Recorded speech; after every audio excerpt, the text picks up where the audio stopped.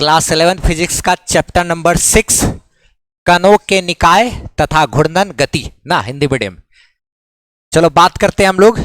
अच्छा, इस चैप्टर में भी कुछ टॉपिक ऐसा है जिसका काम 12th में बहुत ज्यादा पड़ता है और ऑब्जेक्टिव में डायरेक्ट क्वेश्चन रहता है, लेकिन इस यहां पे समझा हुआ रहेगा तब 12th में दिक्कत नहीं होता है। ठीक है, कुछ डेरिवेशन वगैरह है उसमें भी काम पड़ता है। ठीक है, बलाघूर्ण नाम है उस टॉपिक का, उसके बारे में भी हम लोग जानेंगे, इसी चैप्टर में पढ़ना होता है।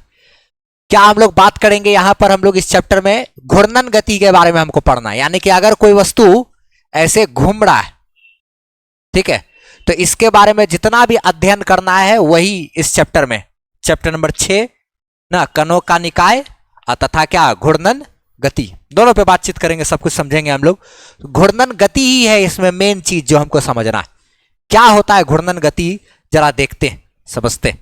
थोड़ा बहुत तो सब कुछ जानते ही हो, अगर कोई चीज का गोल इस तरीके से घूमने का अर्थ क्या होता है। ऐसे है, ये अक्ष है, अक्ष के चारों तरफ ऐसे करके वस्तु घूमेगा ना, ये हमारा घूर्णन गति है।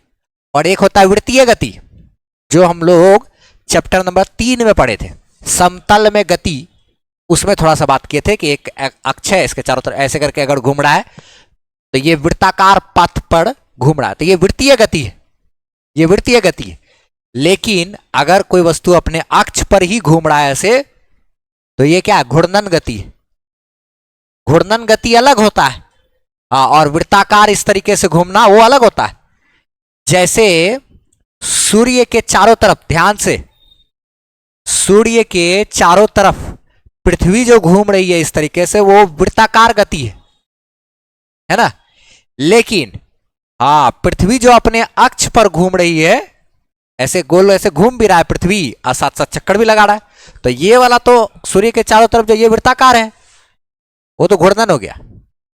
और पृथ्वी जो अपने अक्ष पर घूम रही है वो क्या है, वो क्या है, वृत्ताकार, ये घूर्णन गति है, घूर्णन गति है। तो घूर्णन गति अलग होता है, ठीक है, और जो वृत्तीय गति है वो अलग होता है। ठीक है। अच्छा, जब घूर्णन गति हो रहा होता है तो एक बात का ध्यान रखना है कि घूर्णन गति के दौरान उस वस्तु को, एक वस्तु जो घूर्णन गति कर रही है, उस घूर्णन गति के दौरान क्या होता है कि वस्तु का हर एक कण अपने आप में एक वृत्ताकार गति करता है। जैसे यहां वाला कण पर अगर गौर करो, ये वाला सबसे कोना वाला को, तो देखो तो ये ऐसे करके, ऐसे पूरा गोल घूम करके ऐसे करके वहां पर यहां तक आया, यही वाला। तो ये तो क्या किया, ये तो अक्ष के चारों तरफ ऐसे करके घूमा ना, तो वो क्या किया, वृत्ताकार गति किया।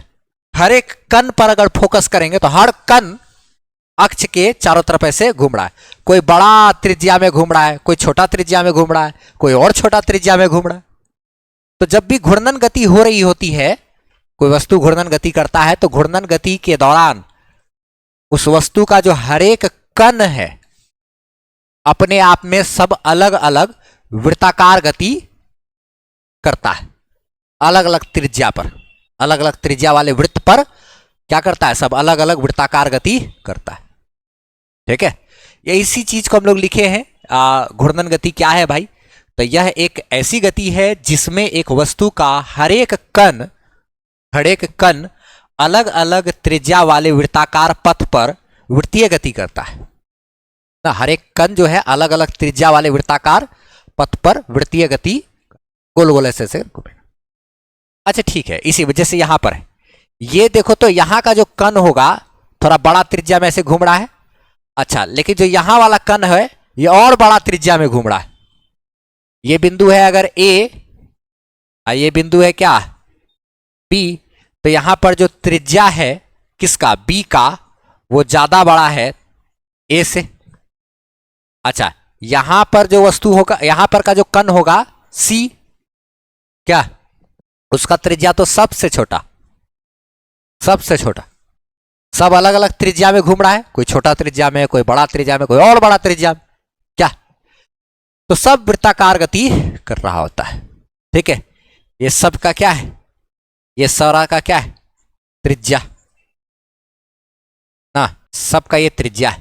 तो बी बिंदु का त्रिज्या ज्यादा है, उससे कम ए का त्रिज्या, और सी का सबसे कम है त्रिज्या। ठीक है, अच्छा चलो। अब हम लोग आगे थोड़ा सा बात करेंगे। ये जो घूर्णन गति है इसको अच्छे से समझने के लिए हम लोग को एक छोटा छोटा पॉइंट सब चीज है वो जो जानना है। एनसीईआरटी में दिया हुआ है ये सब टॉपिक, कोई कंपटीशन वाले चीज के लिए इंपॉर्टेंट जो हम लोग यहाँ पे बात कर रहे हैं। ठीक है, कंपटीशन के नजरिए से ये सब द्रव्यमान केंद्र ये वो सब जरूरी। क्या चीज में?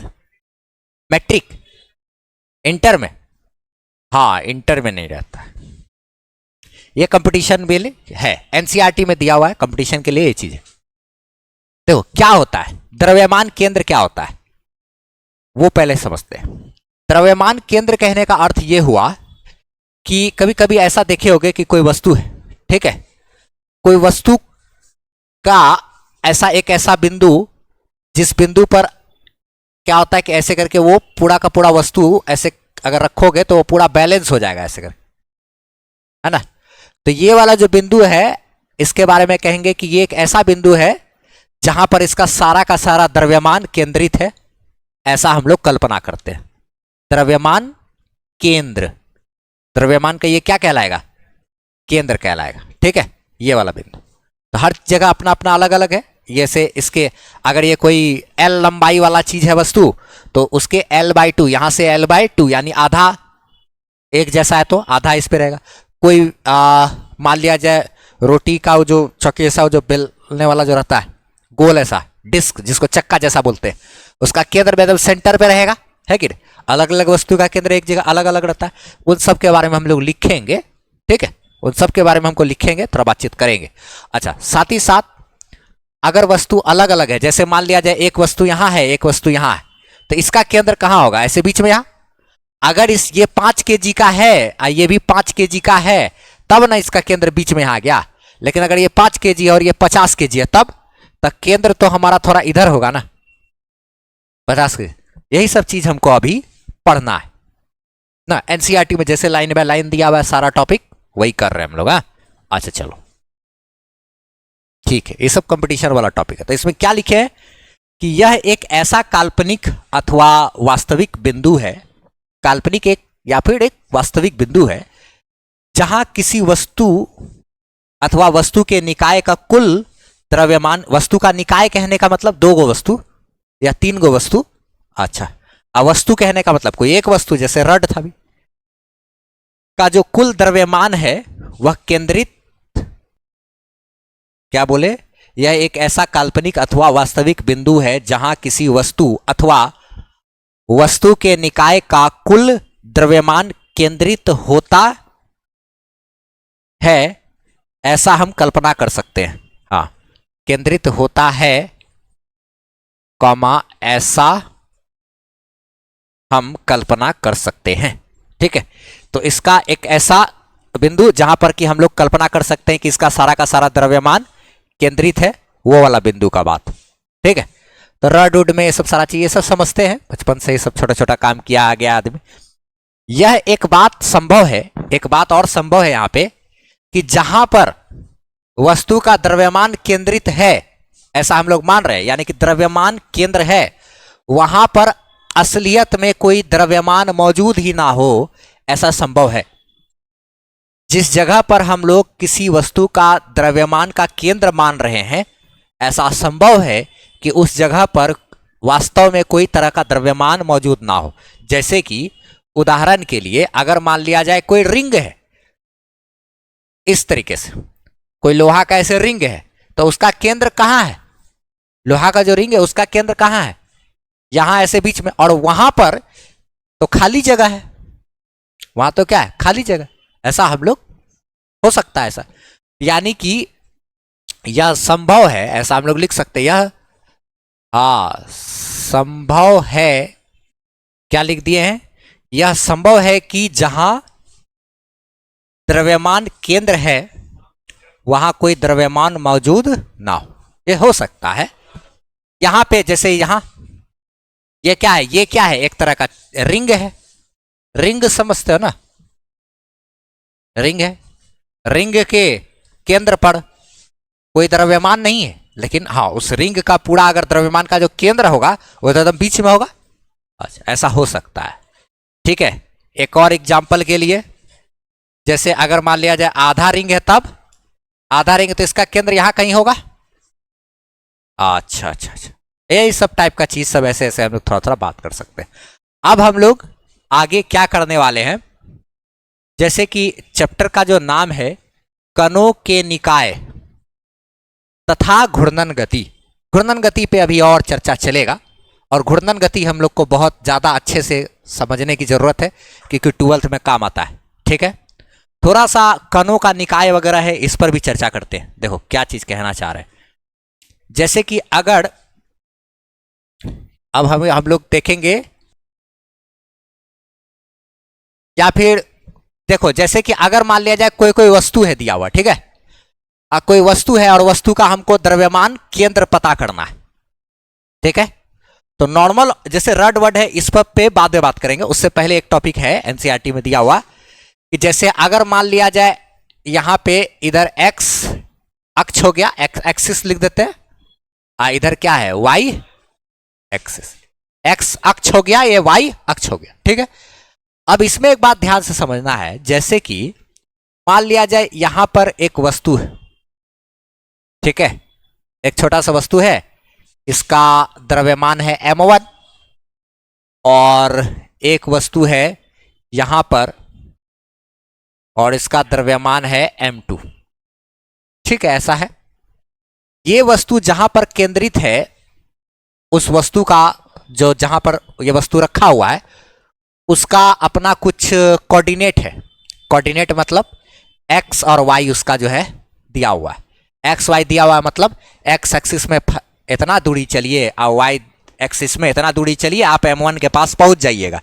तो कोऑर्डिनेट देता है ना उसका, जैसे कि इसका कोऑर्डिनेट अगर दिया हुआ है मान लिया जाए x1 y1, x1 y1, यानी कि 2 मीटर और 3 मीटर, ऐसा हो सकता है। x1 हो गया 2 मीटर, y1 हो गया क्या 3 मीटर, इस तरीके से। अच्छा, फिर यहां पर एक वस्तु है, इसका भी कोऑर्डिनेट दिया हुआ है, मान लिया जाए इसका कोऑर्डिनेट दिया हुआ है कितना, इसमें x2 दूरी चलेंगे और ऊपर की तरफ क्या y2 चलेंगे तो हम यहां पहुंच जाएंगे। तो जैसे इसका जो कोऑर्डिनेट दिया हुआ है वो कितना है x2, y2। ठीक है, तो देखो तो जरा सा इसका अलग कोऑर्डिनेट दिया है और इसका अलग दिया ना, इसका x2 y2 और इसका क्या है x1 y1।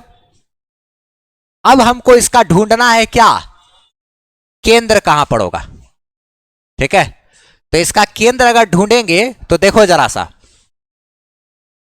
इन दोनों का केंद्र अगर ढूंढेंगे तो मान लिया जाए कहीं पर भी अगर इसका केंद्र है, उदाहरण के लिए अगर यहां पर है केंद्र, तो उसका जो केंद्र जो होगा उस केंद्र का x बिंदु और x और y कोऑर्डिनेट हमको खोजना पड़ेगा।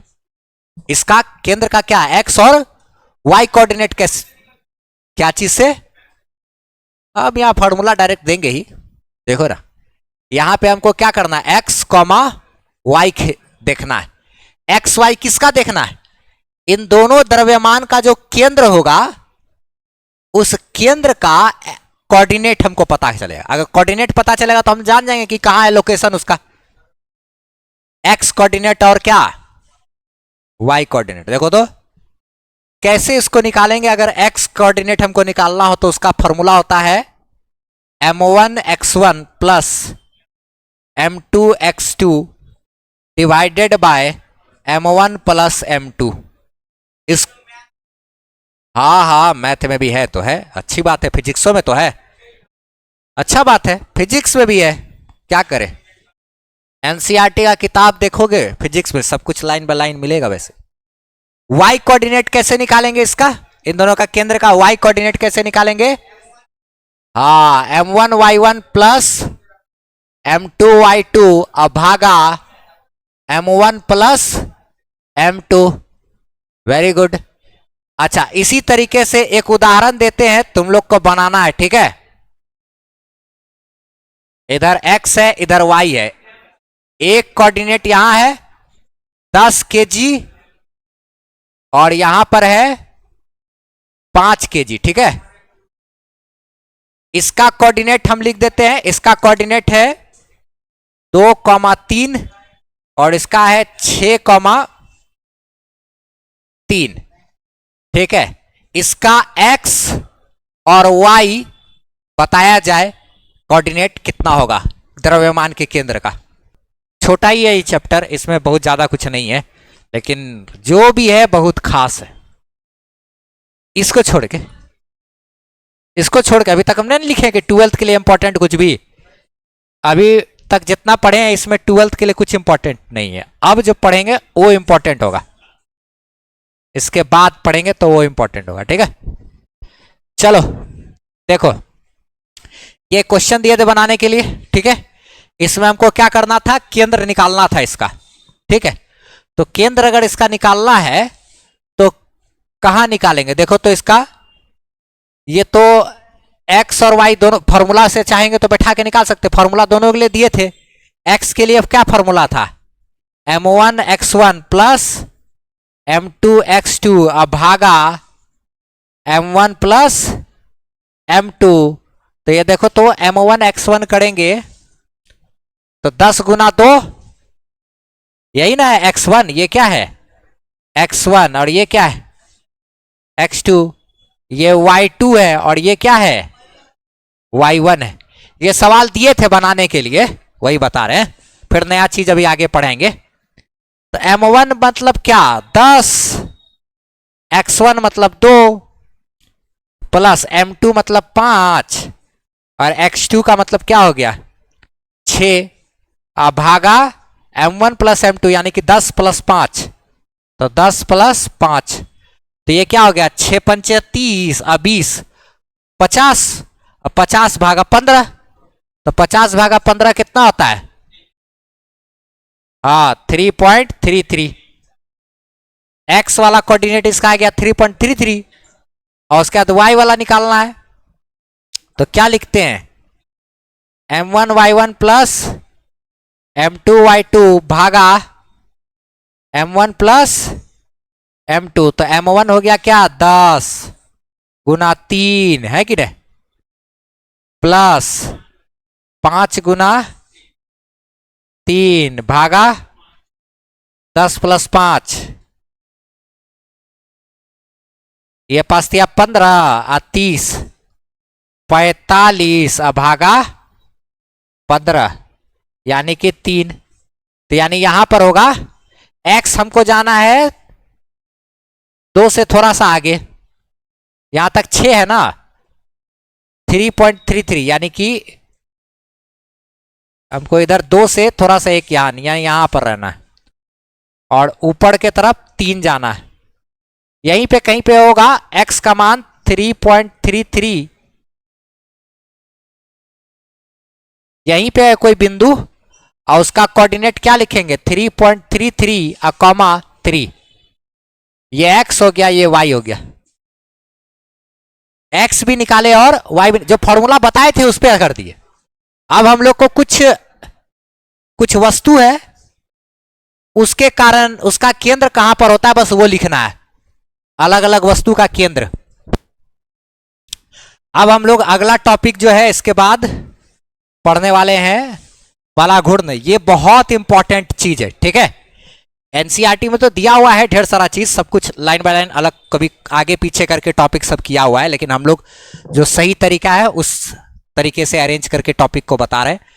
और ये टॉपिक बहुत इंपॉर्टेंट है 12th में, इससे चैप्टर 1 में, फिर उसके बाद चैप्टर नंबर कहाँ 5 में भी आता है, 4 में भी आता है, बहुत जगह है इसका, और इससे सवाल रहता ही रहता है, बहुत ज्यादा इंपॉर्टेंट है। ठीक है, चलो देखो बात करते हैं हम लोग बला घूर्ण क्या होता है, बहुत ही खास। यहां अगर नहीं सही से पढ़ रहे हो तो 12th में दिक्कत हो जाएगा बहुत ज्यादा, हाँ सवाल रहता है इस पे बला घूर्ण ना, हाँ बहुत ही ज्यादा इंपॉर्टेंट टॉपिक है 12th के लिए। ठीक है, इसमें देखो होता क्या है, जैसे कि हम लोग कभी महसूस किए होंगे कि जब ट्यूबवेल वगैरह चलाते हैं तो ट्यूबवेल चलाते समय देखते हैं कि यहां पर अगर पेन पकड़े हुए, यहां पे हैंडल पकड़े हुए, तब चलाएंगे तो थोड़ा आसानी से चलता है, यहां पे से थोड़ा ज्यादा ताकत लगाना पड़ता है, बल ज्यादा लगाना पड़ता है। सरकारी ट्यूबवेल सब जो होता है उसमें देखोगे तो ये डंटा बड़ा रहता है, वो और आसानी से हो जाता है ना। ये लंबाई के वजह से हमको फोर्स कम लगाना पड़ता है, ताकत कम लगाना पड़ता है, हमारा काम हो जाता है। कभी ऐसा महसूस करोगे कि दरवाजा है, ऐसे करके उसको अगर खोलना है दरवाजा वगैरह को, ठीक है, तो दरवाजा वगैरह में क्या होता है कि यहां पे फोर्स लगाएंगे तो कम ताकत से घूम जाएगा दरवाजा, लेकिन यहां बल लगाएंगे तो ज्यादा ताकत लगेगा दरवाजा में। यहां पे कम ताकत, लेकिन यहां ज्यादा ताकत। दूरी ज्यादा करेंगे, ये जो अक्ष है इससे दूरी जितना ज्यादा रहेगा उतना आसानी से ये घूमेगा। कभी कोई पंखा है लटका हुआ, अगर उसका जो डैना है इस तरीके से, उसका जो इंड है लास्ट वाला, उस पर अगर इसे ठोकेंगे तो आराम से घूमेगा, लेकिन यहां लगाएंगे ताकत तो थोड़ा ज्यादा ताकत लगाना पड़ता है। दूरी बढ़ाने से, अक्ष से दूरी बढ़ाने पर कम ताकत में वस्तु घूम जाता है। इस चीज का काम 12th में बहुत ज्यादा है, ठीक है। वहां पर हम लोग कहां पढ़ते हैं, तो वहां पर हम लोग जानेंगे जब कभी कभी तुम देखे होगे कि चुंबक का एगो कंपास होता है, जिससे कि ना दिशा सूचक यंत्र, दिशा पता चलता है ना, उसमें तुम देखे होगे कि चुंबक लगा रहता है, वही ना, हाँ, नॉर्थ साउथ बताता है ना, तो वो जो हिलता है ना इस तरीके से घूमता है, जो उसके बारे में हमको पढ़ना है। तब वहां पर बलाघूर्ण आता है, ऐसे बल, ऐसा बल जो घुरा दे। गैल्वेनोमीटर एक मशीन होता है जिसे करंट नापते हैं, उसमें भी हमको इसका काम है। तो नहीं, तार में ऐसे लगाते हैं, करंट पास करता है तो ऐसे करके कांटा घूमता है, वहां पर भी। हाँ, घड़ी वाला में भी होता है, सही बात है। तो ये सब जगह पे हम लोग को क्या है, पढ़ना है, काम है। 12th में बहुत ज्यादा काम रहता है, इससे रिलेटेड सवाल होना ही होना है इस टॉपिक पे आधारित, ठीक है। और 12th में जब पढ़ाया जाएगा तो अच्छे से समझ में आ जाए, उसके लिए आज ये टॉपिक बढ़िया से किया हुआ होना चाहिए। देखो बहुत आसान है, कोई बड़ा चीज नहीं है। अगर चैप्टर नंबर 3 का पढ़ा हुआ है, एक बात छोटा सा, सदिश राशि में हम एक चीज पढ़ाए थे, दो सदिश राशि का सदिश वाला गुणनफल, अगर वो पता है तो ये टॉपिक बहुत आसानी से होगा। जैसे कि ये चैप्टर, इसमें सदिश गुणनफल दिया हुआ है इस वाले चैप्टर में एनसीईआरटी में, लेकिन हम लोग को तो पढ़ा हुआ है, तो चलो इसलिए हम लोग बात करते हैं। रफ को भी लिख लेना, जैसे एक सदिश राशि इधर है और एक सदिश राशि इधर है, ए और बी है, दोनों के बीच का कोण थीटा है, तो ए क्रॉस बी बराबर क्या होता है, A B sine theta. A cross B करेंगे तो ए बी साइन थीटा। ये चीज हम लोग पढ़े चैप्टर 3 में। स्पीडोमीटर से तो क्या नापते हैं, उसमें जो स्पीड चल रहा है वो नापते हैं, दूरी कितना चल रहा है। ओडोमीटर होता है वो डिस्टेंस बताता है, स्पीडोमीटर स्पीड बताएगा। स्पीडोमीटर ये बताता है, बाइक में जो स्पीडोमीटर होता है वो बताता है कितना स्पीड चल रहा है, एग्जैक्ट स्पीड। ऑडोमीटर होगा तो हाँ डिस्टेंस बताता है। ये तो 7th क्लास का चीज है, 7th क्लास के एनसीईआरटी बुक में, 7th क्लास के एनसीईआरटी बुक में है। चलो यहाँ देखो, बलाघूर्ण देखो, यहाँ इंपॉर्टेंट चीज से, टॉपिक से भटकाओ नहीं। देखो यहाँ बलाघूर्ण क्या हुआ, जैसे मान लिया जाए कोई वस्तु है इस तरीके से ऐसे, ठीक है, और यहां पर इसको हम इस तरीके से किल ठोक दिए हैं ऐसे करके, ठीक, और एक लकड़ी का टुकड़ा यहां लगा दिए, जैसे हैंडल वगैरह होता है। अब यहां पर ऐसे, ये क्या है, अक्ष है, ये जो ऐसे आर पार गया है ये मेरा क्या है, अक्ष है। इसी अक्ष के चारों तरफ ये घूमेगा, ये क्या है, अक्ष है, और इसी के चारों तरफ ये घूमने के लिए क्या है, आजाद है, या तो इधर या तो इधर, या तो इधर भी घुमा सकते हैं इसको, या तो इधर भी घुमा सकते हैं इसको, किसी भी तरफ। तो अब क्या होता है, जो टर्क होता है उसका मान क्या होता है, जैसे कि हम अगर यहां पर बल लगा रहे हैं, F बराबर कोई भी बल लगाएंगे, ठीक है। 12th में जो चीज करते हैं ना काम, वो काम भी हम यहां पे करके दिखा देंगे, ठीक है, डेरिवेशन वाला थोड़ा सा। चलो देखो, तो जैसे बल लगाए इस वस्तु पे, तो बल अगर लगाए तो इस ये हो गया बल वाला लाइन, ये वो लाइन है जिस लाइन में हमने क्या किया, बल लगाया है। अच्छा, और यहां पर क्या है, ये अक्ष है, इसी के चारों तरफ ऐसे घूमना है, ये मेरा एक्सिस हो गया, ये अक्ष हो गया, ठीक है, इसी के चारों तरफ घुमा है, इसको इंग्लिश में एक्सिस बोलते हैं, ठीक है। अच्छा, ये एक्सिस है, ठीक है, और यहां से हम क्या करेंगे, इस पर ऐसे लंब डालेंगे। ये जो एक्सिस है ना लाइन, ये ध्यान रखना, एक्सिस जो है इसमें हमारा यहां पे, एक सेकेंड, ये मेरा क्या है, ये ऐसे एक्सिस है, इसी में क्या करना है, ऐसे करके इसको घूमना है। अच्छा, तो यहां से हम क्या करेंगे, एक लंब डालेंगे इसके ऊपर, ये वाला लाइन जिस लाइन में बल लग रहा है उसके ऊपर एकदम सीधा लंब एक लाइन डालेंगे। अब ये जो बल है अगुना यहां से यहां तक का जो दूरी है, यहां से यहां तक का, यहां से यहां तक का जो दूरी है आर, तो बल गुना ये दूरी, उसी को बोलते हैं टर्क, टॉर्क यानी कि क्या, बला घूर्ण, टॉर्क यानी कि बला घूर्ण बराबर ये क्या होता है, बल गुना लंबवत दूरी, बल गुना क्या करेंगे, लंबवत दूरी। अच्छा ठीक है, अब देखो तो यही टर्क जो है इसका काम है क्या, वस्तु को घुमाने का। ऐसा बोल सकते हैं साधारण भाषा में, आम तौर पर बोलचाल में समझने के लिए, कि बला घूर्ण यानी ऐसा बल जो घुरा दे, ऐसा बल जो वस्तु को क्या करता है, घुरा देता है, उसी को हम लोग क्या बोलते हैं, बला घूर्ण बोलते हैं। एकदम साधारण भाषा में समझने के लिए हम लोग ऐसा बोल सकते हैं। अब देखो ये तो बल अगुना लंबवत, ये दूरी लेना पड़ेगा, इसी को हम लोग क्या बोलते हैं, टर्क। अच्छा चलो इसी को और अच्छा से समझते हैं। देखो जैसे कि उदाहरण के लिए जरा और अच्छा समझते हैं, जैसे कि वस्तु है, ठीक है, ये एक वस्तु है, यहाँ पे हैंडल लगा हुआ है, यहाँ टेबल है, ऐसे करके हैंडल होता है ना, ऐसे टेबल चलाते हैं ना क्या। अच्छा ठीक ठीक ठीक, हम अगर मान लिया जाए, अगर हम देखो तो यहां पे बल लगा रहे हैं, F बराबर बल लगा रहे हैं, मान लिया जाए या कुछ भी 6 न्यूटन का बल लगाए, कितना न्यूटन का बल लगाए, 6 न्यूटन का, ठीक है। और यहां से यहां तक का जो दूरी है, ठीक है, ये दूरी है मान लिया जाए 4 मीटर, अक्ष से यहां तक की दूरी 4 मीटर, अब बल कितना लगाए, 6 न्यूटन। तो अभी जो टर्क होगा, अभी जो सिचुएशन नंबर 1 है उसमें जो टर्क होगा, ए वाला सिचुएशन में जो टर्क होगा, बला घूर्ण होगा, वो क्या होगा, 4 गुना 6 बराबर 24, बल गुना दूरी, तो बल के लिए न्यूटन, दूरी के लिए मीटर, ये क्या हो गया, N M, newton metre, newton metre. जब कभी तुम कार खरीदने जाओगे, बाइक वाइक खरीदने जाओगे ना, तो उसमें लिखा रहता है कि ये कार जो है इतना एनएम का टर्क पैदा करती है, इतना एनएम का टर्क देती है ये गाड़ी। इसका मतलब ये हुआ कि घुमाने का क्षमता कितना है उसको बता रहा है, घुमाने का, चक्का घुमाने का क्षमता कितना है वो बता रहा है, ठीक है। अच्छा एक सिचुएशन ये है। अच्छा एक सिचुएशन और देखो, बी नंबर में मान लिया जाए यही है रड, यही टेबल है, सब कुछ टेबल का हैंडल है ऐसे, और यहाँ पे ऐसे ये लटका हुआ है, अब हमको घुमाना है। अब हम क्या कर रहे हैं कि चाहते हैं क्या कि उतना ही टर्क पैदा हो, यानी कि जितना टर्क लगाएंगे पानी उससे निकलेगा, हम चाहते हैं पानी अभी भी उतने मात्रा में निकले, तो उसके लिए हमको, और हाँ हैंडल जो है हम यहाँ नहीं पकड़ के यहाँ पकड़े हुए हैं, यहाँ पे, यहाँ पकड़ लिए, ठीक है, इस लाइन में, और यहाँ से यहाँ तक की जो दूरी है वो है अब क्या, 3 मीटर, ठीक। तो अब हमको देखो तो बल कितना लगाना पड़ेगा ताकि सेम टर्क पैदा हो जाए, सेम टर्क, ये बी सिचुएशन में सेम टर्क पैदा हो जितना ए में हो रहा था, उसके लिए बल अब बढ़ाना पड़ेगा ना, ना। अगर अगर टर्क लिखेंगे तो चलेगा ना, बार बार बला घूर्ण लिखने से हम टर्क लिख रहे हैं।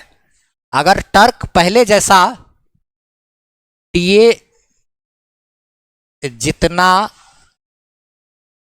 ही लगाना है, तो अब हमें क्या करना पड़ेगा, अब हमें बल को बढ़ाना पड़ेगा, बल को बढ़ाना पड़ेगा, जैसे अब हमको क्या करना पड़ेगा, बल को बढ़ाना पड़ेगा। अब बढ़ाना पड़ेगा तो कितना करना पड़ेगा, अब यहां पे अगर क्या हो जाए सिचुएशन, हम चाहते हैं कि टी ए बराबर ही हो टी बी,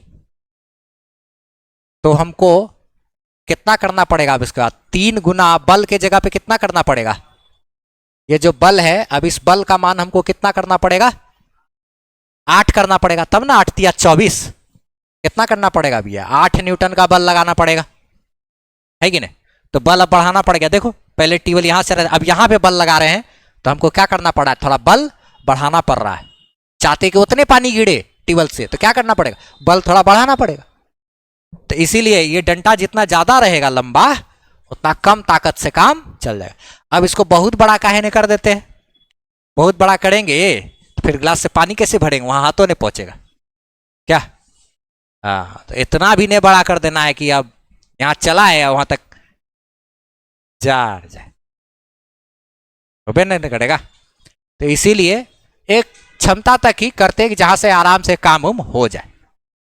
ठीक है, तो बलाघूर्ण जो है, हाँ तो बलाघूर्ण इसीलिए हम लोग ध्यान रखना है, इसीलिए हम लोग समझ गए कि बलाघूर्ण यानी कि क्या, टॉर्क बराबर क्या होता है, बल गुना दूरी, लंबवत दूरी है ना, बल गुना हाँ लंबवत दूरी।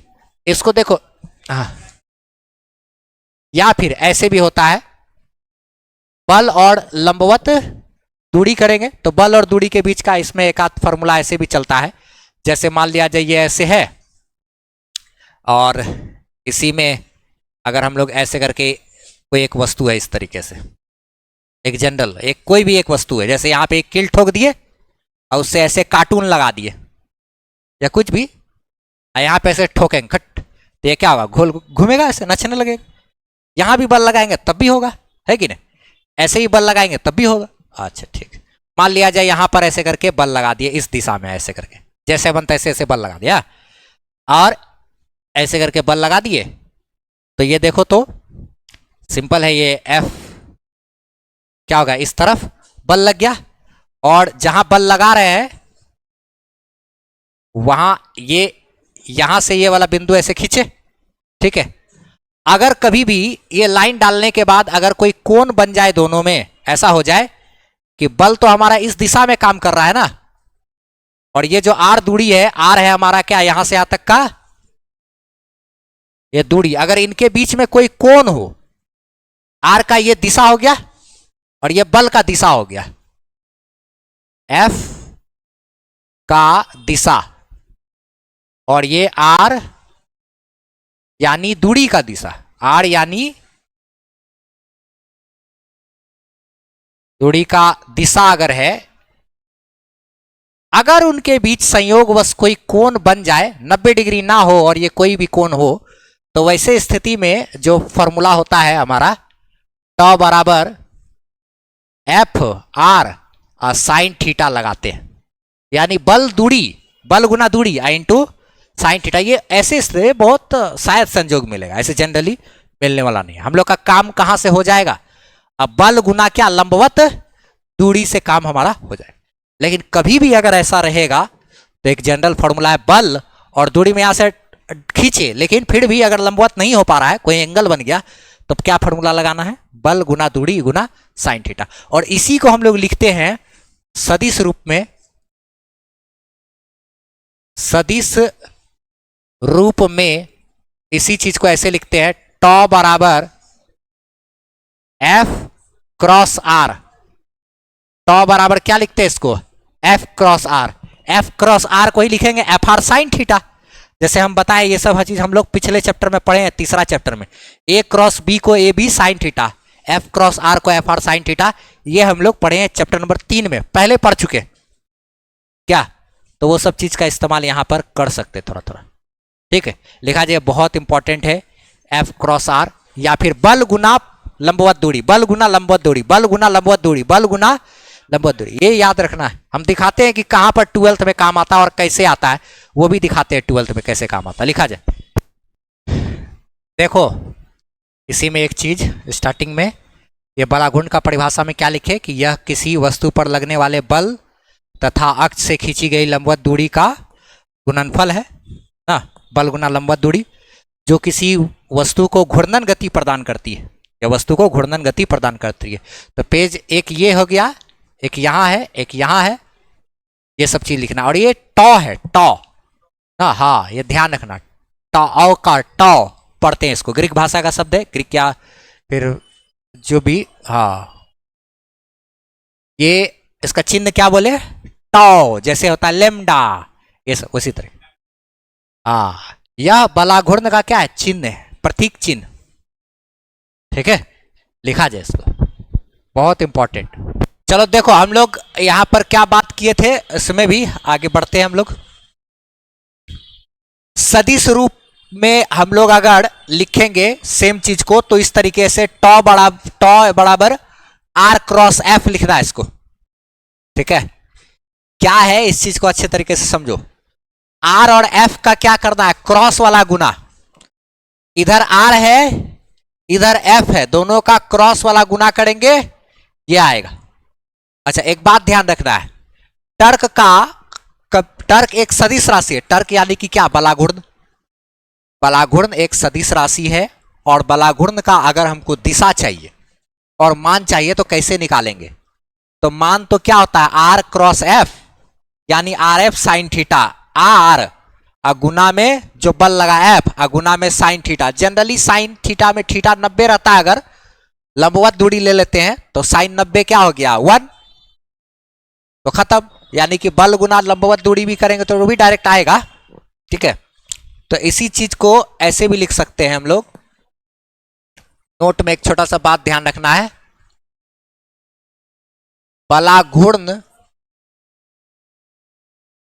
का मान अगर हमको निकालना हो ना तो कैसे निकालना है, सीधा क्या करना है, आर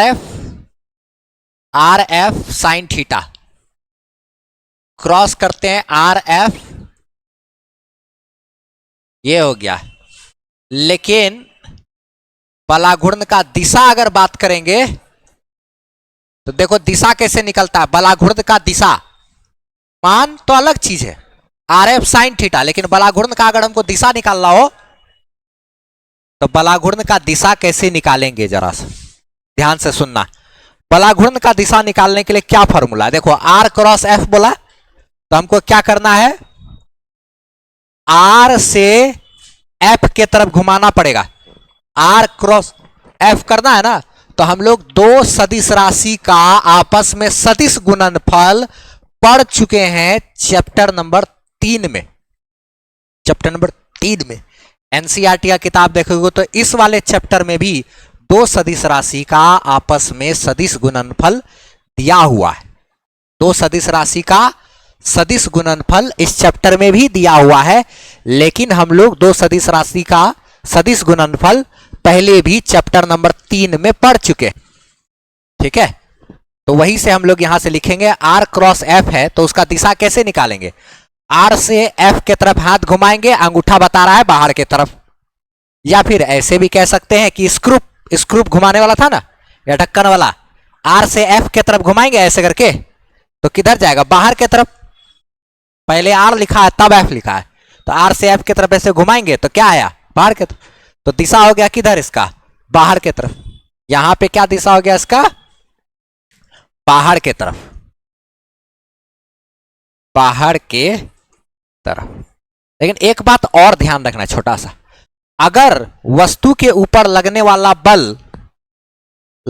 बल वस्तु को घड़ी के उल्टी दिशा में अगर घुमा रहा है, घड़ी के उल्टा दिशा में घुमा रहा है, घुमाना चाह रहा है, तब जो बलाघूर्ण का दिशा होगा वह बलाघूर्ण का दिशा बाहर के तरफ आएगा। यहां पे देखो बल ऐसे लग रहा है तो ऐसे घुमाना चाह रहा है ना,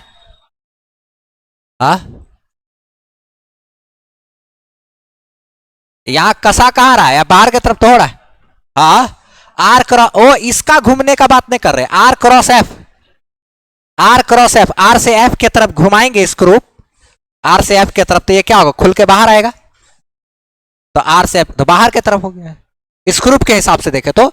नहीं तो कभी भी ध्यान रखना, घड़ी के उल्टा दिशा में अगर वस्तु को घुमाना चाह रहा है बल, तो उसके कारण बलाघूर्ण जो होगा वो बाहर की तरफ होगा। यदि वस्तु के ऊपर लगने वाला बल वस्तु को घड़ी के दिशा में घुमाना चाह रहा है, तब बलाघूर्ण का जो दिशा है वो अंदर की तरफ होगा। ये छोटा सा बात ध्यान रखना, वस्तु ऐसे घूमेगा तो बलाघूर्ण का दिशा अंदर की तरफ, वस्तु को बल अगर ऐसे घुमाना चाह रहा है तो बलाघूर्ण का दिशा बाहर की तरफ। एक छोटा सा बात ध्यान रखना, क्या है इसको लिख देते हैं।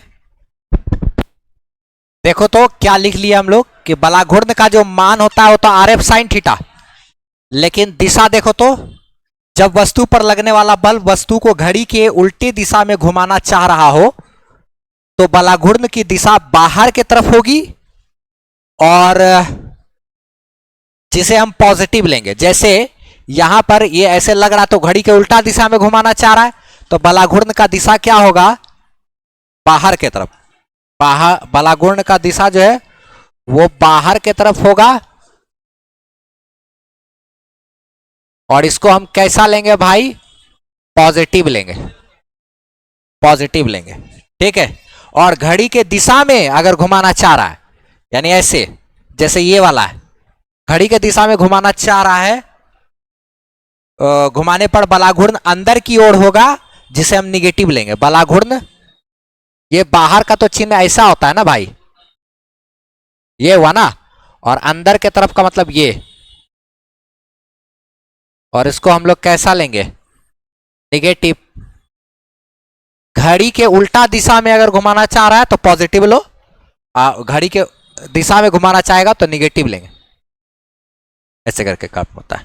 तो ये सब चीज बलाघूर्ण के बारे में, ये सब जानकारी हुआ इधर।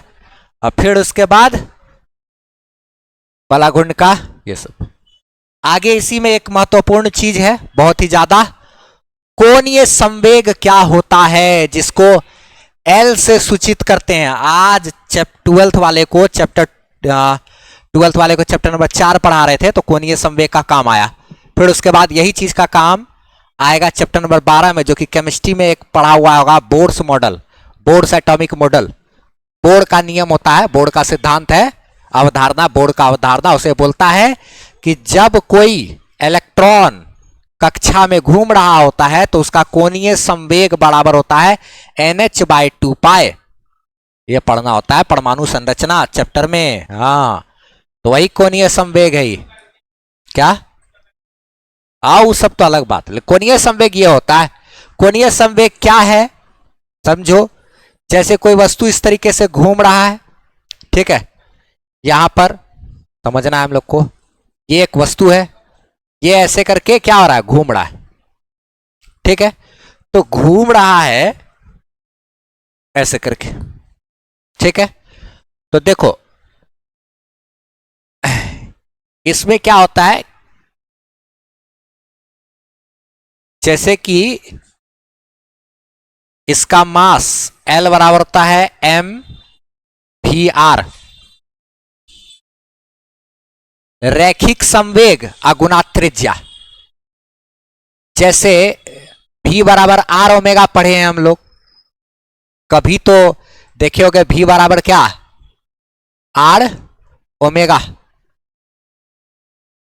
हाँ, v बराबर आई आर, तो v तो हमारा वोल्टेज हो गया, वो तो दूसरा चीज करंट में 12th में पढ़ेंगे, v is equal to I R. यहाँ v बराबर r ओमेगा हम लोग पढ़े थे चैप्टर नंबर 3 में ना, जब एक समान वृत्तीय गति पढ़ रहे थे तब पढ़े थे। खैर, एंगुलर मोमेंटम यानी कि कोणीय संवेग बराबर, ये क्या है, कोणीय संवेग। देखो नॉर्मल जो संवेग होता है वो क्या होता है, mv को कहते हैं नॉर्मल संवेग। रैखिक संवेग ये क्या है, द्रव्यमान, ये जो वस्तु घूम रहा है उसका द्रव्यमान, और v क्या है उसका वेग, और r हमारा त्रिज्या, जिस त्रिज्या में वस्तु घूम रहा है। तो कोई वस्तु अगर घूम रहा है ऐसे करके, ठीक है, तो इसका कोणीय संवेग कितना होता है, mv/r, ठीक है। या फिर इसी चीज को, हाँ, ये हमारा रैखिक वेग है, रैखिक वेग, रैखिक वेग, यहां mv बराबर होता है रैखिक समवेग।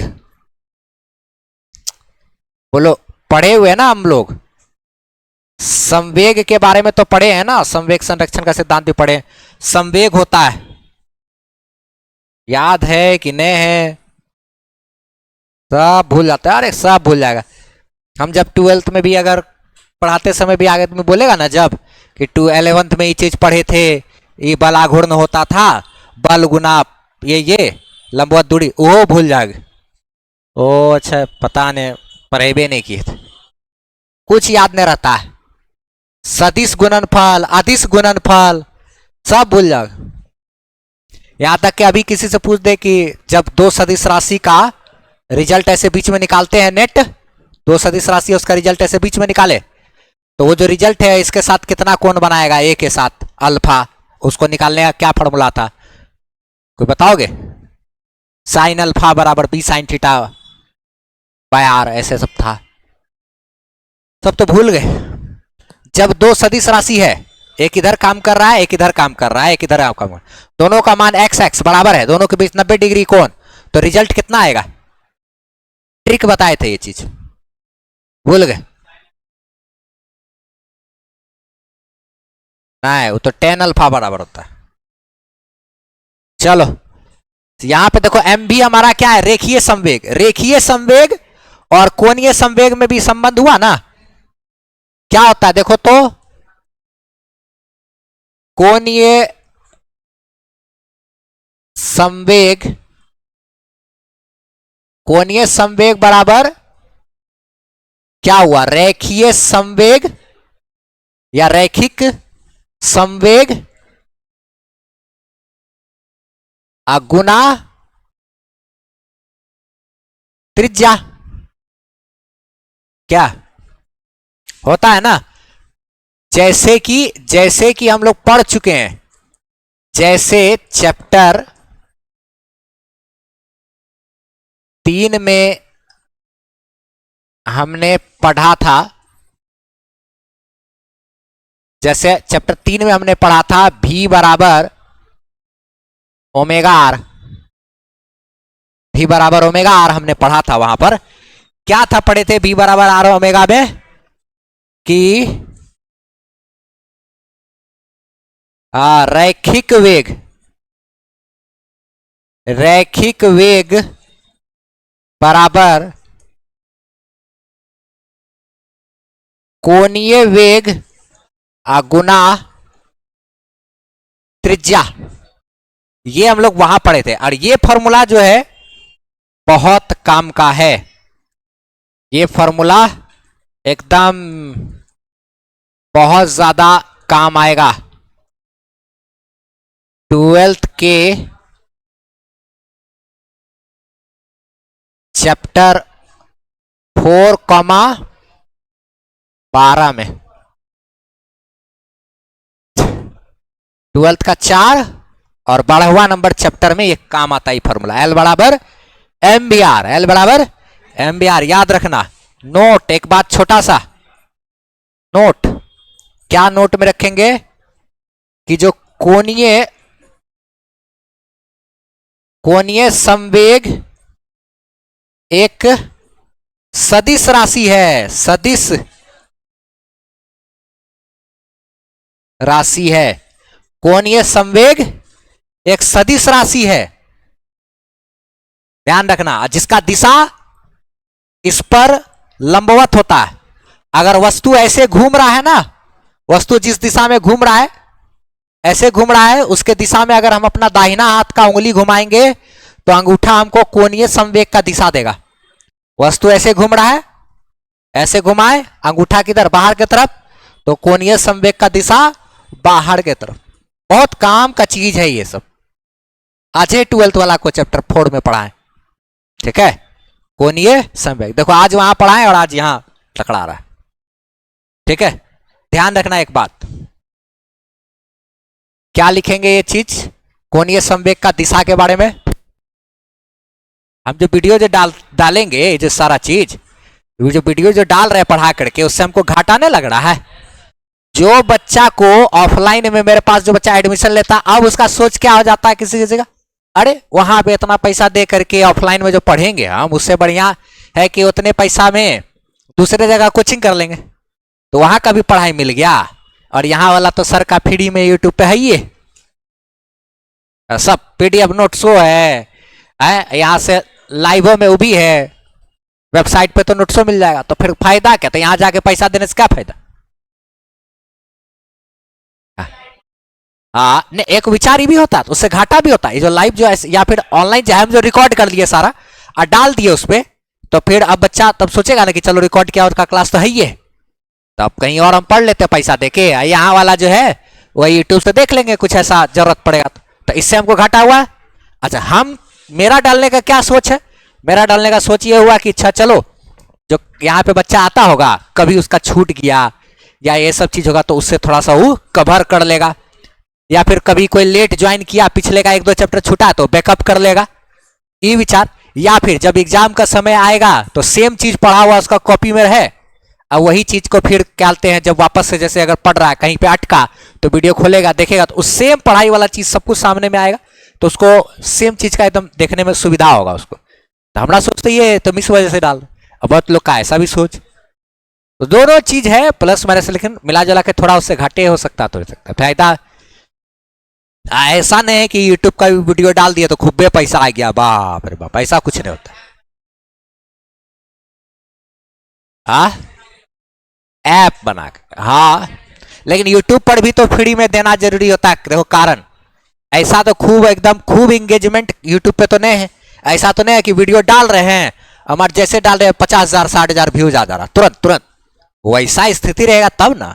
अभी भी तो फ्री ऑफ कॉस्ट डाल करके अब सब, अभी जितना देखोगे ना तो सब ऐपे पे कर रहा है। कोई देखोगे कि किसी का एकदम पूरा कोर्स फ्री कर दिया हो, पूरा कंप्लीट नहीं किया, नहीं करता।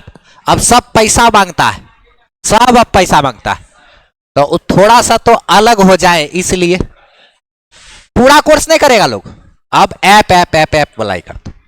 ऐसे लोग ऐप वाला में वैल्यू देता है, ऐसा बात है, लेकिन बहुत सारा ऐसा भी है जिसके पास जो एकदम पैसा नहीं है तो उन सबको सुविधा होता है थोड़ा सा, जिसके पास साफे पैसा नहीं तो वो पढ़ सकता है इससे। जो सब बच्चा के पास साफ पैसा नहीं है उसके लिए घाटा है डालने से, लेकिन क्या करें, बहुत सारा बच्चा लोग ऐसा है जो बाहर बाहर का इधर उधर, सर यहाँ पे ना कोचिंग नहीं है, ये नहीं है, वो नहीं है। अब ऐसा, अब कुछ लोग बोलता है कि सर ऐप वगैरह पे भी कोर्स वगैरह खरीदे उसमें भी समझ में नहीं आता है, अब आप ही का हमको समझ में आता है, तो अब क्या करें, ऐसा भी बोलता है। अब कहीं से कोई बहुत हिमाचल हिमाचल का कोई कोई कोना वोना में पहाड़ी इलाका में कहीं कहीं पे आदमी से वो लोग को कैसे नेट पहुंच जा रहा है, बस यही बात। तो वैसा लोग है तो कहाँ जाए, वो लोग को मिल जाता है, फ्री में हो जाता है।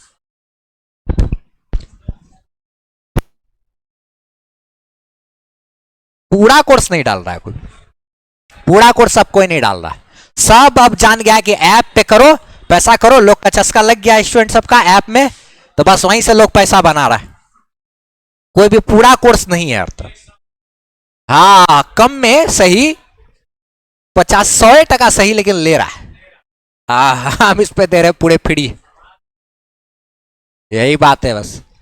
जब हम दाहिने हाथ के उंगलियों, देखो उसी के कोणीय संवेग का, कोणीय संवेग एक सदिश राशि है और इसका अगर दिशा हमको पता करना है तो क्या लिखे हैं कि जब हम दाहिने हाथ की उंगलियों को वस्तु के घूमने की दिशा में घुमाते हैं तो अंगूठा हमें कोणीय संवेग का दिशा बतलाएगा, है ना। जैसे कि एग्जाम्पल के लिए अगर यहां पर एक वस्तु है और ये ऐसे घूम रहा है, ठीक है, तो अगर हम इसके तरफ उंगली घुमाएंगे तो अंगूठा हमको क्या बता रहा है, कोणीय संवेग का दिशा बाहर की तरफ। तो हमारा जो एल है उसका जो डायरेक्शन होगा वो किधर होगा, बाहर की तरफ। और अगर ऐसे करके है और वस्तु क्या हो रहा है, ऐसे घूम रहा है, और तब घुमाएंगे तो अंगूठा अंदर की तरफ। अब जो है एल उसका डायरेक्शन हमारा किधर आ जाएगा, अंदर की तरफ है। ये दोनों को लिखना पड़ेगा, ठीक है। कोणीय संवेग के बारे में हम लोग ये जानकारी लिए, ये 12th में बहुत ज्यादा काम आएगा। और एक ये वाला लिखा जाए फटाफट, चलो देखा जाए जड़त्व आघूर्ण क्या होता है, ठीक है। जड़त्व आघूर्ण भी इसको कहते हैं, मोमेंट ऑफ इनर्शिया इंग्लिश में कहते हैं, इसका नाम है। बहुत काम का चीज है, आई से सूचित करते हैं इसको। 12th में चैप्टर 1 और 5 है जिसमें इसका इस्तेमाल होने वाला है, ठीक है। 11th का ये टॉपिक का देखो होता क्या है, इसको समझते हैं सबसे पहले। जैसे कि अगर हम लोग रैखिक गति की बात करें, रैखिक गति में एक फॉर्मूला पढ़े होगे, F बराबर ma, फोर्स बराबर मास इंटू एक्सेलरेशन, बल बराबर होता है द्रव्यमान गुना त्वरण। अच्छा, और एक बात जानते होगे कि अगर किसी वस्तु का द्रव्यमान बहुत ज्यादा है तो उस वस्तु को हमको चलाने के लिए बल ज्यादा लगाना पड़ेगा। स्टार्ट अगर करना है उसको चलाना तो बल ज्यादा लगाना पड़ेगा। लेकिन अगर किसी वस्तु का द्रव्यमान कम है तो उसको चलाने के लिए हमको बल कम लगाना पड़ेगा, कम ही बल में उसको हम त्वरित कर सकते हैं ना, उसका रफ्तार बढ़ा सकते हैं। तो देखो, जो रैखिक गति में जो काम द्रव्यमान का है, रैखिक गति में जो काम द्रव्यमान का है, m का है, F बराबर ma में एक फॉर्मूला पढ़े होगे बचपन में ही, F बराबर क्या, ma, 9th क्लास में सब होता है। तो जो काम द्रव्यमान का होता है रैखिक गति में, वही काम जड़त्व आघूर्ण का भी होता है यहां पे घूर्णन गति में। जब घूर्णन गति होगा ना, वस्तु घूमेगा, तो उस वक्त वही काम करता है जो वहां रैखिक गति में करता है। किसी वस्तु का अगर जड़त्व आघूर्ण ज्यादा है तो उसको घुमाना थोड़ा मुश्किल होगा, अगर किसी वस्तु का जड़त्व आघूर्ण कम है तो उसको घुमाना थोड़ा आसान होता है, कम ताकत में वो घूम जाएगा। और घुमाने के लिए जो बल लगाते हैं वो, उस बल का नाम क्या है, बलाघूर्ण। ऐसा बल जो घुरा दे ना, जिसके बारे में हम लोग पढ़े, क्या चीज, इसका नाम क्या होता है, बलाघूर्ण। ये हम लोग पढ़े बलाघूर्ण। बलाघूर्ण क्या होता है समझे थे हम लोग, बल अगुना दूरी, बल और दूरी का गुणनफल बलाघूर्ण है ना। अच्छा अच्छा, ऐसा बल जो घुरा दे, सिंपल भाषा में एकदम अगर बोले तो जड़त्व आघूर्ण क्या हुआ, इसका संबंध क्या चीज से है, द्रव्यमान से। जैसा द्रव्यमान होता है वैसा ही जड़त्व आघूर्ण होता है। समझते हैं, थोड़ा थोड़ा बातचीत करते हैं, ठीक है। इसमें पहले उदाहरण से समझ, यहां इसका डेफिनेशन थोड़ा थोड़ा लिखेंगे। जड़त्व आघूर्ण है क्या, तो ये जैसे मान लिया जाए ये अक्ष हो गया अगर, ठीक है, ये अक्ष है और इसी अक्ष के चारों तरफ कोई वस्तु जिसका द्रव्यमान है m, ठीक है, m इसका क्या है, द्रव्यमान। m द्रव्यमान वाला वस्तु r त्रिज्या में ऐसे करके गोल गोल घूम रहा है, मान लिया जाए, ठीक है, r त्रिज्या में ऐसे गोल गोल घूम रहा है, ये इस तरीके से ऐसे इसके चारों तरफ ऐसे करके घूम रहा है। तो अगर कोई वस्तु इस तरीके से घूमेगा r त्रिज्या में, तो उस वस्तु का जो जड़त्व आघूर्ण होगा, वह जड़त्व आघूर्ण I बराबर होता है वस्तु का द्रव्यमान गुना त्रिज्या का स्क्वायर, द्रव्यमान गुना त्रिज्या का, ये हमको हो जाएगा क्या, वस्तु का जड़त्व आघूर्ण, ठीक है। कोई m द्रव्यमान वाला वस्तु यदि r त्रिज्या में घूम रहा है तो उसका जड़त्व आघूर्ण कितना होगा, mr स्क्वायर, यानी कि द्रव्यमान गुना त्रिज्या का स्क्वायर करेंगे तो हमको उसका जड़त्व आघूर्ण पता चल जाएगा, ठीक है। इसको जरा सा परिभाषित कर देते हैं, एक लाइन इसके बारे में लिखते हैं, तुम लोग भी लिखा जाए जरा साथ साथ। तो इसमें क्या क्या चीज हम लोग लिखे, क्या कि जड़त्व आघूर्ण के बारे में क्या जाने, कि जड़त्व आघूर्ण जो है वो घूर्णन गति में वही महत्व रखता है जो कि रैखिक गति में द्रव्यमान का होता है। जो द्रव्यमान का काम था ना उधर रैखिक गति में, बस वही काम यहां पर किसका है, जड़त्व आघूर्ण का है। अच्छा, ध्यान रखना यह एक अदिश राशि है। अदिश राशि है का मतलब जड़त्व आघूर्ण में क्या, इसमें कोई दिशा वगैरह का बातचीत नहीं करें, अदिश राशि के कैटेगरी में इसको डाल देंगे ऐसे जनरल। लेकिन अगर ऐसे ऑप्शन में पूछे तो इसको हम लोग जो है ना एक और टेंसर भी कहते हैं इसको, या फिर एक होता है वेक्टर स्केलर, एक टेंसर भी बोला जाता है। एक और भी चीज होता है जो सदिश सदिश के अलावा उसके भी कैटेगरी में रखते हैं। लेकिन हाँ, ऐसे अगर बोले तो जनरली क्या है, ये अदिश राशि, इसमें दिशा वगैरह नहीं है, ऐसे बोल सकते हैं। अच्छा चलो, इतना ही समझने के लिए। इसका अगर मात्रक की बात करें, इसमें कोई भी दिशा नहीं है। अच्छा, इसमें अगर मात्रक की बात करें तो देखो तो इसका फॉर्मूला क्या है, द्रव्यमान गुना त्रिज्या का स्क्वायर। तो द्रव्यमान के लिए क्या इस्तेमाल करेंगे, केजी, और त्रिज्या का स्क्वायर यानी लंबाई का स्क्वायर यानी मीटर स्क्वायर, तो केजी मीटर स्क्वायर, क्या केजी, ये उसका क्या बन गया, मात्रक। अच्छा, और इसका विमा अगर लिखेंगे तब तो देखो तो द्रव्यमान को m से सूचित करते हैं और ये दूरी क्या, लंबाई, तो लंबाई का क्या है, स्क्वायर। द्रव्यमान m से सूचित किया जाता है और ये लंबाई है ना एक तरह से l से, उसका l का स्क्वायर। चैप्टर 1 में विमा हम लोग पढ़े है ना। तो ये इस तरीके से ऐसा, इसी में हम लोग कुछ वस्तु ऐसा है जिसका हम लोग जड़त्व आघूर्ण देखेंगे, जरा एनसीईआरटी में दिया हुआ है। कुछ वस्तुओं का जड़त्व आघूर्ण, जहां पर m हमेशा द्रव्यमान को दर्शाएगा, r किसको, त्रिज्या को, ठीक है, l है तो लंबाई उसका दर्शाएगा।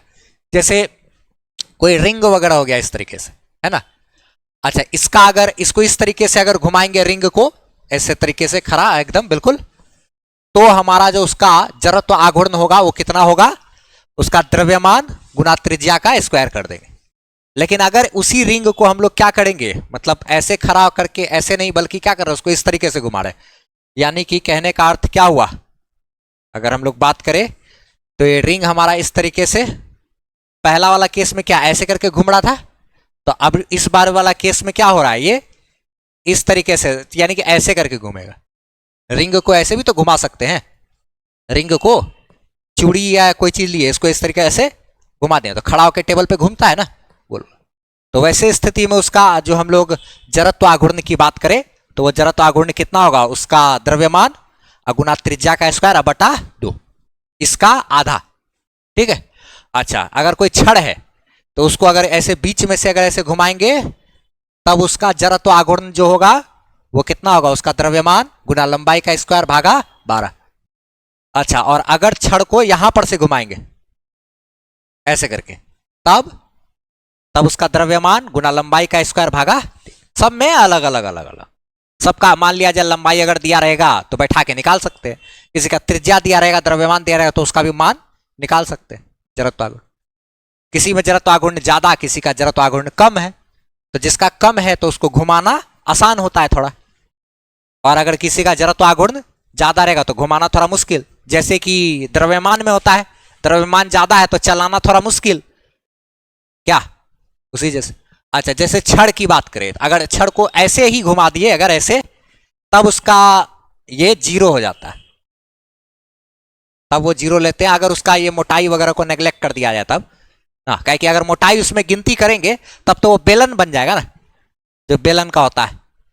अच्छा, तो एक अगर ये डिस्क वगैरह है, कोई पहिया वगैरह है ना, पहिया वगैरह उसको अगर घुमाएंगे तो उसका जो आएगा ये एकदम बिल्कुल ऐसे खड़ा करके घुमा रहे हैं, जैसे रिंग में किए थे ना, एगो ऐसे खड़ा घुमाए थे, ऐसे घुमाए थे, और एगो ऐसे करके घुमा दिया था ना, दो स्थिति था अलग अलग। तो ये एकदम बिल्कुल ऐसे अगर घुमाएंगे तब उसका कितना होगा, जड़त्व आघूर्ण द्रव्यमान गुना त्रिज्या का स्क्वायर बटा 2। लेकिन अगर डिस्क या पहिया को इस तरीके से अगर घुमा रहे, नहीं होता पहिया ऐसे करके गोल है, उसको ऐसे करके रखे, होता ना कि ऐसे करके घुमा दिए खरा, तब उसका ये कितना आएगा, द्रव्यमान गुना त्रिज्या का स्क्वायर भागा 4। अच्छा ठीक है, और अगर खोखला बेलन है, खाली है अंदर से, तो द्रव्यमान गुना त्रिज्या का उसका स्क्वायर, और ठोस है अगर तो उतना बटा 2, ये सब चीज, ठीक है। ये हमारा टोटल 5 ही हो गया ना। अच्छा, आगे अगर खोखला गोला है तब उसको ऐसे गोल घुमा रहे हैं, और एक होता है ठोस गोला। खोखला गोला का होगा 2 इंटू द्रव्यमान गुना त्रिज्या का स्क्वायर बटा 2, और इसमें 2 mr स्क्वायर बाय 5। ये सबका अपना अपना अपना अलग अलग होता है, ठीक है। तो कुछ का बस वही ध्यान रखना है। हमको आगे बात करना है घूर्णन गति में न्यूटन का दूसरा नियम। तो देखो ये बहुत सिंपल है, देखो जैसे एक चीज होता है F बराबर m इंटू ए, क्या होता है, ये होता है बल बराबर क्या पढ़े हम लोग, हाँ द्रव्यमान गुना क्या, त्वरण, 9th क्लास में पढ़े, ठीक है। तो यहां पर जानते हो क्या चीज लगेगा, बल के जगह आ जाएगा बलाघूर्ण, टॉ बराबर आई इंटू अल्फा। यहां पर बल के जगह कौन आ जाएगा, बलाघूर्ण, घुमाने वाला बल। अच्छा, और द्रव्यमान के जगह पे यही ना आता है जड़त्व आघूर्ण, जड़त्व आघूर्ण, और वहां पर त्वरण था, तो यहां पे कौन सा त्वरण, कोणीय त्वरण, यानी कोण का जो कोणीय वेग में परिवर्तन का दर को कोणीय त्वरण कहते हैं, हम लोग पहले पढ़ चुके हैं इसके बारे में। जैसे मान लिया जाए कोई घूम रहा है, कोई वस्तु, उसका घूमने का जो रफ्तार है हर एक सेकंड 10-10 डिग्री घूम रहा है, फिर तुरंत 20-20 डिग्री घूमने लगा, फिर 30, 40, 50, धीरे धीरे रफ्तार बढ़ रहा है। तो रफ्तार बढ़ाने का, कोणीय रफ्तार जो है उसको बढ़ाने का दर कोणीय त्वरण कहलाता है। जैसे पंखा स्टार्ट करते हैं तो पहले धीरे धीरे, फिर होते होते तब ना रफ्तार पकड़ता है। तो जो उसका वेग है, वेग बदल रहा है ना, पहले था 10 डिग्री पर सेकेंड, फिर 20 डिग्री पर सेकेंड, फिर 30, 40, 50, 60, 70, है ना, 90 डिग्री पर सेकेंड एकदम घूम रहा है, काफी ज्यादा हो गया। तो वेग में परिवर्तन का दर त्वरण कहलाता है। वेग में, कोणीय वेग में परिवर्तन का दर ही क्या है? कोणीय त्वरण। ये चीज हम लोग पहले भी पढ़ चुके हैं पिछले क्लास में, जब हम लोग चैप्टर नंबर 2 उसमें यूनिफॉर्म सर्कुलर मोशन यानी कि एक समान वृत्तीय गति जब पढ़ रहे थे तब भी पढ़े थे हम लोग। ठीक है, तो ये हो जाता है हमारा कोणीय त्वरण। अब ये जो फॉर्मूला है, ये फॉर्मूला हमको काम आएगा कहां? ये चीज आएगा 12th में आएगा ना, 12th में इसके लिए जरूरत है। 12th में ये फॉर्मूला का हमको काम पड़ता है।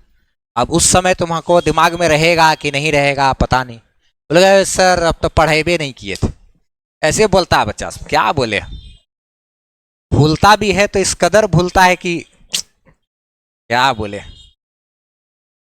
चलो देखो देखो समझते हैं कोणीय संवेग के संरक्षण का सिद्धांत क्या कहता है। जैसे कोई वस्तु है, मान लिया जाए ये इस तरीके से, ऐसे कोई वस्तु है, ठीक है, और यहां पे इस तरीके से इसमें ऐसे ये दिया हुआ है और इसको इस तरीके से ऐसे घुमा रहे हैं, ठीक है, ऐसे फोर्स लगाने से क्या होगा, ऐसे घूम रहा है, ठीक है। या फिर एक दूसरा फोटो बनाते हैं, ये क्या हो रहा है, ऐसे घूम रहा है, इस पे बल लगाएंगे ऐसे तो घूमेगा। जैसे अगर मान लिया जाए कोई इधर से बल लगाया, ठीक है, और बल के कारण एक पैदा होता है बलाघूर्ण, मान लिया जाए τ1, कोई बलाघूर्ण इधर से लगाया ताकि उसको क्या कर सके, घुमा सके। और एक आदमी और बलाघूर्ण लगा रहा है, लेकिन वो किधर से, इधर से लगा रहा है, और उस बलाघूर्ण का नाम है क्या, τ2 ना। बलाघूर्ण एक इधर से घुमाने के लिए लगाया और एक इधर से घुमाने के लिए लगाया। अच्छा, जैसे समझते हैं ये वस्तु है, ठीक है, और इसमें यहां पे ऐसे क्या होगा, घूमेगा इसके अक्ष के चारों तरफ। अच्छा, कोई आदमी इधर से बलाघूर्ण लगा रहा है, बलाघूर्ण क्या होता है, बल, जितना बल लगाए वो बल गुना अक्ष से यहां तक की दूरी ना, तो बल गुना या लंबवत दूरी, तो क्या होगा, वही हमारा क्या कहलाता है, बलाघूर्ण। तो एक बलाघूर्ण इधर से काम कर रहा है, ठीक, वो चाहता है कि वस्तु ऐसे घूमे। उसके बाद इसी पर एक बलाघूर्ण इधर से काम कर रहा है और वो चाहता है क्या, कि वस्तु ऐसे घूमे, ठीक है। तो यानी कि एक बलाघूर्ण इधर घुमाना चाहता है तो एक बलाघूर्ण इधर। अगर दोनों बलाघूर्ण का मान बराबर हो जाएगा तो वस्तु ना इधर घूमेगा ना इधर घूमेगा ना। अच्छा, तो जब बलाघूर्ण, तो यहां पे नेट बलाघूर्ण क्या हो जाएगा, 0। अगर दोनों बलाघूर्ण बराबर मात्रा में हो और उल्टा दिशा में हो तो कैंसल कर लेगा, यानी इधर से जितना बलाघूर्ण और उधर से जितना बलाघूर्ण बराबर रहेगा तो एक दूसरे को कैंसिल कर लेगा, तो कुल बलाघूर्ण क्या हो जाएगा, 0। यदि किसी, ये कोणीय संवेग के संरक्षण का सिद्धांत यह कहता है कि यदि किसी वस्तु पर लगने वाला कुल बलाघूर्ण 0 है तो वस्तु का कोणीय संवेग नहीं बदलेगा, उसका कोणीय संवेग नहीं बदलेगा, जितना है कोणीय संवेग उतना ही रहेगा, 10 का 10। कोणीय संवेग में परिवर्तन नहीं आएगा, कोणीय संवेग में परिवर्तन नहीं आएगा। जैसे हम लोग फॉर्मूला पढ़े हैं, एक बात, क्या चीज पढ़े हैं, देखा जाए, L बराबर क्या, आई अल्फा ना, L बराबर आई अल्फा, ये हमारा, सॉरी, टॉ बराबर आई अल्फा, सॉरी, हाँ L बोलते हैं, टॉ बराबर आई अल्फा। हाँ, ये एक चीज हम लोग पढ़े, टॉ बराबर क्या होता है, आई अल्फा। अच्छा, तो ठीक है, यही ये क्या है? ये हमारा टॉर्क। टॉर्क यानी कि क्या है? बलाघूर्ण। बलाघूर्ण, अगर बलाघूर्ण शून्य है तो क्या कह रहे हैं हम लोग कि जो उसका कोणीय संवेग है वो जस का तस रहेगा। पहले इसको लिख लिया जाए एक आध लाइन, तब इस पर चर्चा करेंगे। फॉर्मूला बताते हैं, पहले लिखो तो इसको साथ साथ। क्या लिख दिया है कि यदि किसी वस्तु पर कार्य करने वाला कुल बलाघूर्ण का मान शून्य हो तो वस्तु का कोणीय संवेग संरक्षित रहेगा, बदलेगा नहीं। संरक्षित रहेगा अर्थात बदलेगा नहीं। हाँ, इफ टॉ कुल इसका मान 0, अगर ऐसा है, अगर कुल बलाघूर्ण का मान क्या है? 0, तो L जो है हमारा ये अचर हो जाएगा, मतलब नहीं बदलेगा। अचर का मतलब क्या होता है? जो नहीं बदलने वाला है ना, जस का तस रहेगा। ये बस यही कहता है कोणीय संवेग कि किसी वस्तु पे लगने वाला कुल बलाघूर्ण अगर 0 है तो उसका संवेग जो है वो संरक्षित रहता है, बदलता नहीं है कोणीय संवेग। एक और चीज भी होता है, एक होता है रैखिक संवेग का संरक्षण का सिद्धांत। रैखिक संवेग के संरक्षण का सिद्धांत ये कहता है कि यदि वस्तु है उस पर क्या कहते हैं, मतलब अगर लगने वाला कुल बाह्य बल 0 हो तो उसका जो रैखिक संवेग है वो जस का तस रहता है। ये चीज हम लोग पहले ही पढ़ चुके हैं, पिछला चैप्टर में भी था। तो ये हमारा कोणीय संवेग का संरक्षण का सिद्धांत हो गया। बस यही लास्ट था हमारा, यहाँ पे ये लास्ट टॉपिक है। हाँ हाँ, इसमें अब और कुछ नहीं पढ़ने के लिए हम लोग, ठीक है। हाँ, कोणीय संवेग के संरक्षण का सिद्धांत लास्ट टॉपिक है। हम लोग रैखिक संवेग का संरक्षण का सिद्धांत पिछले चैप्टर में ही पढ़े थे। उसमें क्या होता था कि किसी भी वस्तु पर अगर बाह्य बल कार्य ना कर रहा हो तो वस्तु का जो संवेग है वह संरक्षित रहता है, जिसका फॉर्मूला था m1u1 बराबर m2v2 ऐसे करके लिखे ये। अब इसमें और कुछ है नहीं, एक तो टॉपिक ऐसे हल्का सा देख लो, रैखिक संवेग के संरक्षण का सिद्धांत बताए हुए हैं, फिर भी एक बार।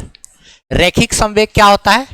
mv यानी कोई भी वस्तु का द्रव्यमान गुना उसका वेग, द्रव्यमान और वेग का गुणनफल रैखिक संवेग कहलाता है, mv।